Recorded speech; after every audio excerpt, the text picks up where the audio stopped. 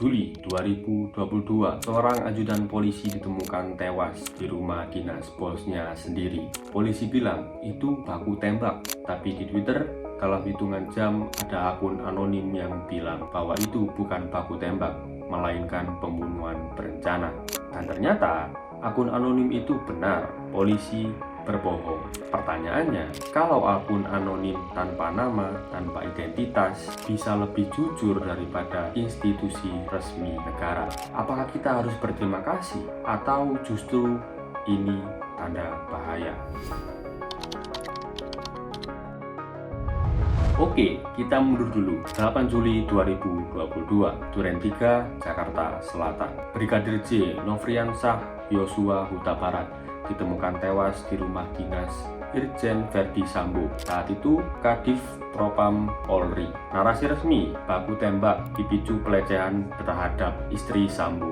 Tapi dari hari pertama, akun-akun anonim di Twitter udah mulai bongkar kejanggalan. Dari mulai pola luka tembak yang nggak masuk akal, jumlah peluru yang aneh, dan benar aja, pertengahan Agustus, Kapolri sendiri akhirnya mengaku ini bukan baku tembak, ini pembunuhan berencana. Sambo jadi tersangka utama. April 2023 divonis mati. Apakah selesai? Belum, karena yang lebih problematik justru ada di caranya. Semua ini terbongkar.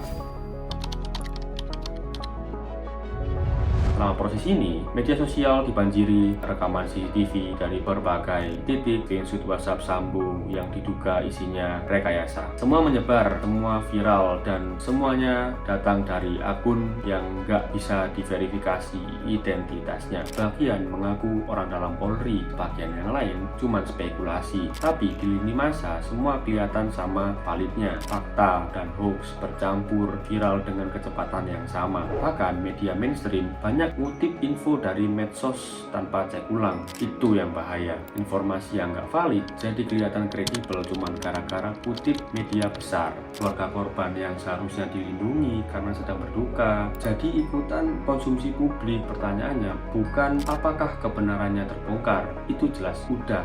Dan pertanyaannya, apakah caranya bisa dibenarkan?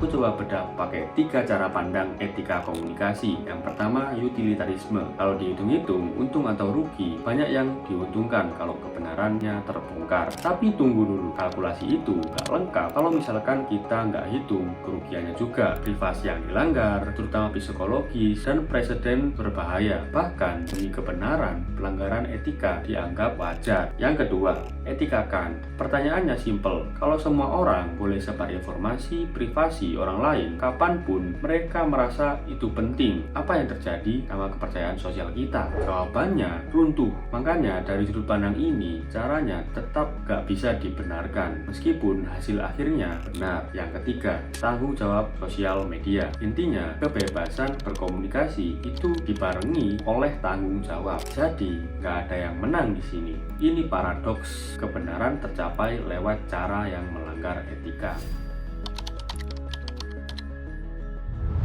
Dan ini bukan cuma soal satu kasus. Proses hukum berjalan paralel sama pengadilan. Di lini masa Twitter, ini namanya trial by social media. Kalau ini terus dibiarkan tanpa aturan jelas, bukan cuma pejabat publik yang kena dampaknya, bisa aja kamu.